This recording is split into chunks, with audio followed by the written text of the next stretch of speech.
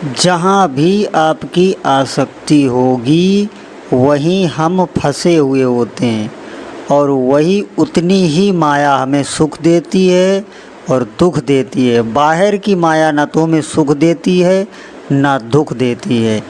इसीलिए जितना संग्रह हमारे भीतर अंतःकरण में होता है उसी का मनन चिंतन करता है, बुद्धि उसका निश्चय करती है और अहंकार उसको स्वीकृति करता है कि मैं कर रहा हूँ, मैं कर रहा हूँ। बस जीव के सुख दुख का यही एक कारण है। अब आप ध्यानपूर्वक सुनना।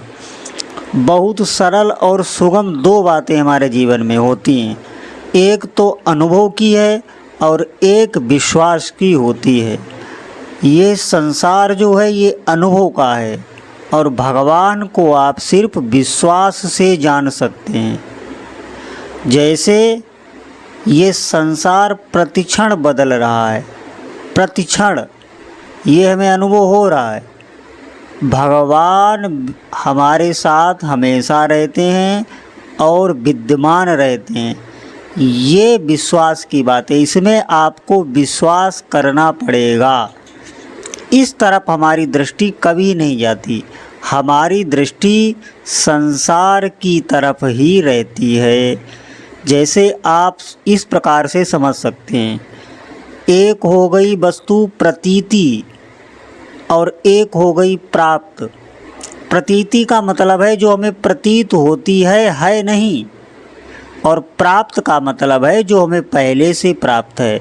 लेकिन मनुष्य जीवन की एक सबसे बड़ी विडंबना यह होती है कि उसे प्राप्त वस्तु का ज़्यादा महत्व नहीं होता। जैसे जो वस्तु आपको प्राप्त है पहले से उसमें आपको बिल्कुल रुचि नहीं होगी, लेकिन जो आपको प्रतीति है जो दिखाई दे रही है उसमें आप लोलुप होंगे, उसकी तरफ आपका मन ज़्यादा जाएगा, ये हमें मिले।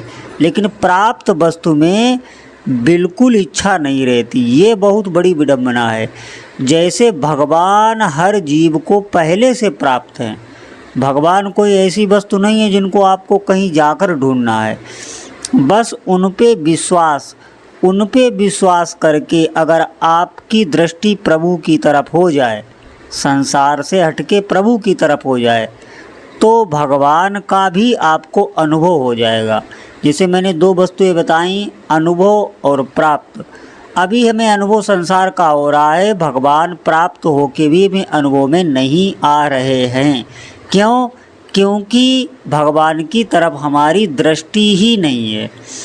और संसार जो प्रतिक्षण बदल रहा है, नाश की ओर जा रहा है, वही हमारी दृष्टि है और वही हमें अनुभव में आ रहा है। अब आप ध्यान से सुनना। दो व्यक्ति बचपन में मिले थे और थोड़े समय बाद वो फिर मिलते हैं। उसमें एक वृद्ध है और एक बालक है। अब वो कई सालों बाद मिलते हैं तो वृद्ध बालक को भूल जाता है, लेकिन बालक वृद्ध को नहीं भूलता। वृद्ध बालक को इसलिए भूल जाता है कि बालक जो है वो थोड़े समय बाद उसकी उम्र बढ़ेगी तो उसका रंग रूप बदलेगा और वृद्ध का रंग रूप नहीं बदलेगा, वो पहचान में आ जाएगा। फिर दोबारा जब दोनों मिलते हैं तो वृद्ध बालक को भूल जाता है। बालक वृद्ध को बताता है कि हम बहुत पहले मिले थे, हमने ये बातें की थी, मैं वह हूँ, मैं वो हूँ। फिर वृद्ध की समझ में आता है, फिर वो उस पर हाल पूछता है। वो बताता है मेरा तो ठीक है। वृद्ध कहता है मेरा हाल बहुत ख़राब है। इसका मतलब है हमारी परिस्थितियाँ बदलती हैं, हमारा रंग रूप प्रतिक्षण बदल रहा है। संसार विनाश की ओर प्रतिक्षण जा रहा है। जैसा शरीर आज आपका है वैसा कल नहीं रहेगा। बुद्धि भी बदलती रहती है।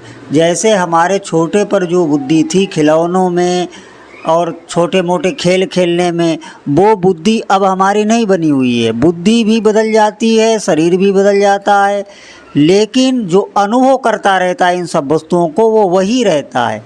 वही आत्म तत्व होता है जो हर वस्तु को अनुभव करता है कि मैं वही हूँ। जैसे आप जहाँ भी बैठे हैं आप अपने को अनुभव कर रहे हैं। बहुत छोटी अवस्था में आप जो थे, फिर आप युवावस्था में आए, वृद्धावस्था में आए, ये शरीर संसार बदल रहा है, जो प्रतीत हो रहा है और जो इनका अनुभव कर रहा है, जो दृष्टा है वो प्राप्त है, लेकिन उस तरफ हमारी दृष्टि नहीं है। उस तरफ दृष्टि ना होने के कारण पहली बात तो दृष्टि हमारी इसलिए नहीं है कि हमें विश्वास ही नहीं है। हमें विश्वास करना होगा कि प्रभु हैं, पहले भी थे, अब भी हैं, वही हमारे साथ हैं। ये शरीर संसार नहीं है, इसमें हम फंसे हुए हैं। इसको आपको विवेक करना होगा। ये विवेक सिर्फ भजन से आता है। बहुत ध्यान से सुनना, ये विवेक सिर्फ नाम जप से आएगा, तब आपको विश्वास होगा और आपकी दृष्टि प्राप्त जो प्रभु हैं उनकी तरफ हो जाएगी। तो फिर अपने आप ही स्वरूप का बोध हो जाता है, अपने आप का अनुभव हो जाता है।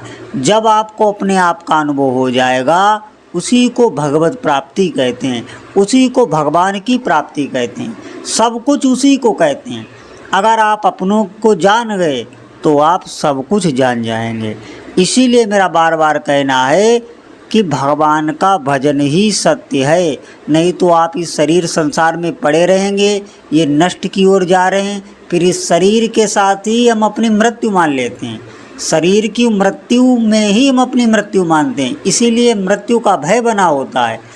इस ज्ञान को प्राप्त ही करना होगा। इस ज्ञान को जो भी प्राप्त कर लेता है वो निर्भय हो जाता है, निश्चिंत हो जाता है, कभी कोई भी दुख उसे परास्त नहीं कर सकता। इसीलिए नाम जप ही आपको वहाँ तक ले जाएगा। भगवान हमें पहले से ही प्राप्त है, सिर्फ और सिर्फ उनका अनुभव करना है। अनुभव के लिए उन पर विश्वास करना है। ज्यों ही आपको उनका विश्वास होगा और आप नाम जप कर रहे होंगे, भगवान का अनुभव हो जाएगा। ये बहुत सरल मार्ग है, ये कोई इतना मार्ग कठिन नहीं है। कठिन बात ये है कि संसार की तरफ से मन हट के हमारा भगवान की तरफ आए। तो अधिक से अधिक भजन करना है, भजन से ही सब कार्य बनते हैं। बोलो जय जय श्री सीताराम।